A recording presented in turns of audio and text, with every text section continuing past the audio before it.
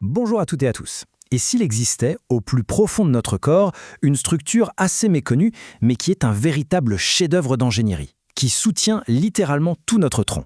Eh bien aujourd'hui, on part en exploration, on plonge dans l'anatomie fascinante du périnée.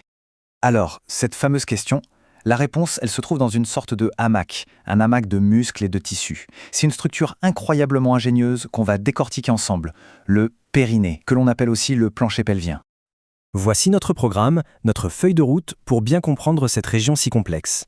On va commencer par définir ce que c'est, ensuite on va cartographier ses limites, puis on explorera ces trois couches, de la plus profonde à la plus superficielle, et pour finir bien sûr, une petite vue d'ensemble pour que tout soit clair. Allez, on commence par la base. Le périnée, c'est bien plus qu'un simple paquet de muscles. Non, c'est le véritable socle, la fondation de toute notre cavité pelvienne. Voilà la définition un peu formelle.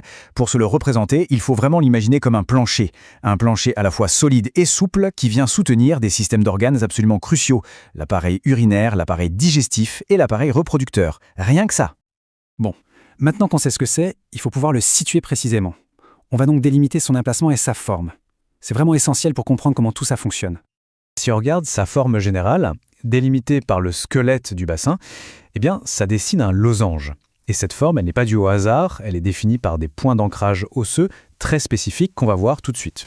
Voilà les 4 points cardinaux du bassin qui forment le cadre. C'est le châssis osseux sur lequel toute la structure musculaire du plancher pelvien va venir s'accrocher, se tendre. Et c'est là que ça devient vraiment intéressant. Une ligne imaginaire, contrasterait entre les deux tubérosités ischiatiques, vient couper ce losange en deux, et ça nous donne deux territoires, deux triangles avec des fonctions bien distinctes. Un triangle à l'avant, pour tout ce qui est urinaire et génital, et un triangle à l'arrière pour la fonction anale. Toute la force, toute la solidité de ce plancher pelvien, ça vient de sa construction en 3 couches superposées. C'est un peu comme un millefeuille, et on va les assembler ensemble, en partant de la plus profonde pour remonter jusqu'à la surface. C'est parti pour les fondations de notre structure. On s'attaque à la nappe musculaire profonde, celle qui assure le soutien principal. C'est vraiment la base de tout l'édifice. Alors, de manière assez simple, cette couche est composée de 2 muscles principaux de chaque côté. Le plus grand, le plus costaud, c'est le muscle élévateur de l'anus. C'est lui qui fait la majeure partie du boulot de soutien. Petite précision qui a son importance, quand on dit l'élévateur de l'anus, ce n'est pas un seul et unique muscle, c'est en fait un complexe, un ensemble de faisceaux musculaires qui travaillent en parfaite synergie. Ces différentes parties forment ensemble un hamac très dynamique. Il ne fait pas que soutenir passivement les organes, il joue aussi un rôle super actif dans le maintien de la continence. C'est un soutien intelligent. Parfait. Maintenant, on monte d'un étage, on va ajouter le niveau suivant, une structure un peu plus spécialisée qu'on ne trouve que dans la moitié avant de notre losange. Ça, c'est un point clé à retenir. Ce diaphragme ne recouvre pas toute la surface du périnée. Il est uniquement dans le triangle avant, ce qui renforce bien l'idée des 2 territoires fonctionnels qu'on a vus tout à l'heure. Ici, 2 muscles principaux forment cette couche. Ils ont un rôle essentiel dans la stabilité et le contrôle urinaire. Il faut se les imaginer comme pris en sandwich entre 2 fines membranes de tissu, qu'on appelle des fascias. Donc concrètement au quotidien, qu'est-ce que ça veut dire? Eh bien c'est cette couche qui joue ce rôle fonctionnel de contrôle. C'est une véritable mécanique de précision, à la fois pour retenir et pour expulser. On y est. On atteint la couche la plus superficielle, celle qui est juste sous la peau. Elle contient des muscles un peu plus petits qui sont associés aux structures externes et aux organes érectiles. Et regardez, une fois de plus, on retrouve notre organisation en 2 triangles.